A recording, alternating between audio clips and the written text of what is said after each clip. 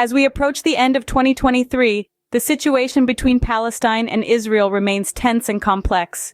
Let's take a step back to November this year, when an interesting event occurred at Columbia University. Administrators covertly changed the university's event policies, which led to the suspension of two pro-Palestine student groups, Students for Justice in Palestine and Jewish Voice for Peace. These groups were suspended after they organized a walkout in protest. The policy change was criticized for being inconsistent and lacking proper communication. This decision was seen as a violation of shared governance and the elimination of existing disciplinary channels. The university claims to have sent the groups restatements of the policy updates before their suspension.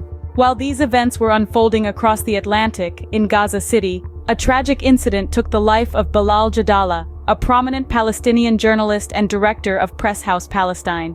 Jadallah was known for his efforts to promote press freedom and support Palestinian journalists. His death was confirmed by the Palestinian Journalists Syndicate and his family. He was traveling with his brother-in-law, Abdul Karim Abed, whose fate is still unknown. Jadallah's death is part of a growing series of journalist deaths in the region, with at least 48 journalists and media workers confirmed dead so far.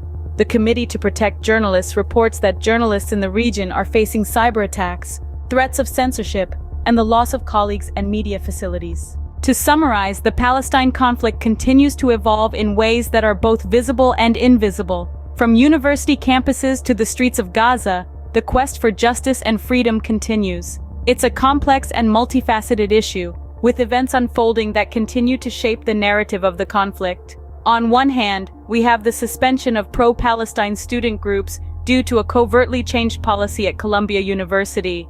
On the other hand, we have the tragic death of a prominent Palestinian journalist. A stark reminder of the dangers faced by those who strive to keep the world informed about the realities on the ground.